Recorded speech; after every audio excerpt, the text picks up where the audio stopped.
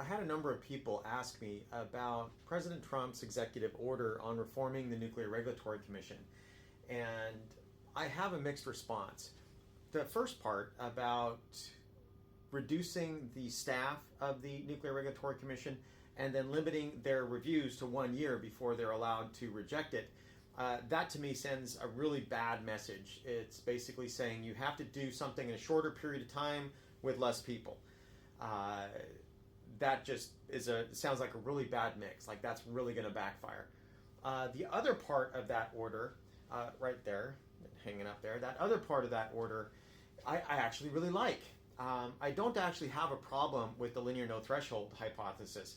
That actually doesn't bother me at all. It's just one of the various scientific models that are out there. The problem with retaining that as the law of the land is that we know that the information deficit model doesn't work when it comes to science. That if a person has a narrative that something is good or bad, whichever way, getting them to change that narrative just with facts doesn't work. It's got to come from within.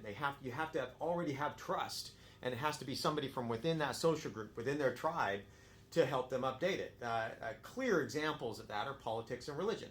You're not going to get somebody from the other side of the aisle to throw you facts, and then suddenly you're going to update your narrative. We don't work that way. And the same applies when it comes to radiological risk. If you've had people that have been adopting the narrative that part of the reason why they're a good person is because they oppose nuclear energy, you're not going to change their mind with facts. That's challenging their narrative that they're a good person. They're not going to entertain that no matter how many credentials that you have or what your status is in the scientific community. What's going to work is when it comes from within.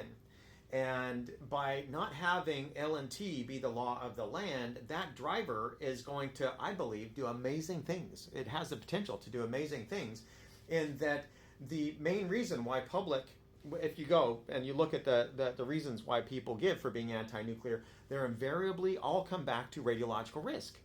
You know, my discipline, health physics, it comes back to that discipline that somehow they're afraid of being exposed to radiation one way or the other. You know, Chernobyl, 3 Mile Island, terrorism, nuclear power plant, explosions, transportation accidents, contamination, evacuation, exclusion zones. All of those really only have radiological risk as the detriment.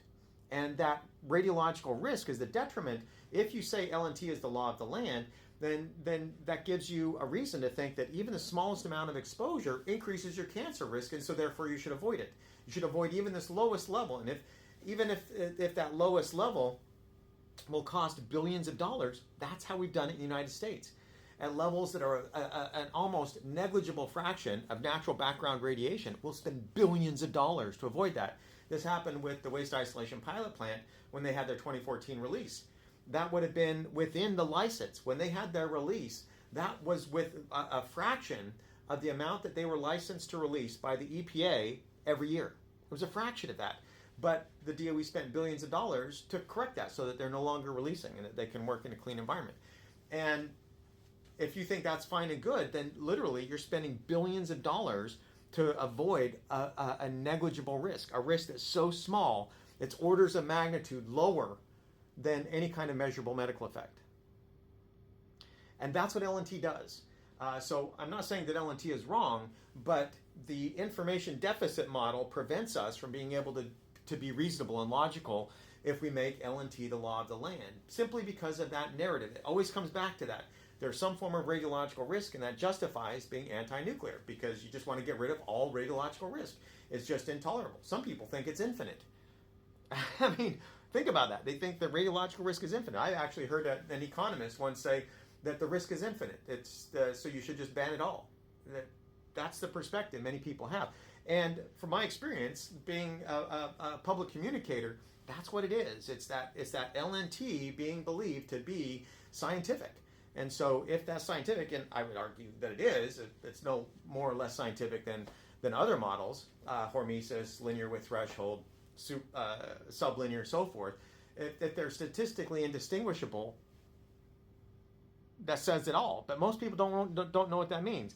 And you've got to explain that and walk them through that. And even still, remember, the information deficit model doesn't work.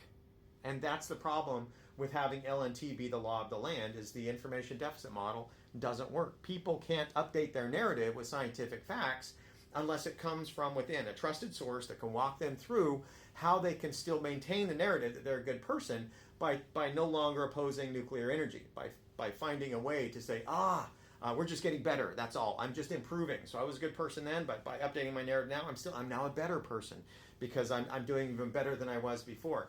And that's a very difficult thing to do, especially if it's coming from a scientist or an engineer, or technologist, or whatever. So that part I really do like. And so it's a mixed message, but that would be my take.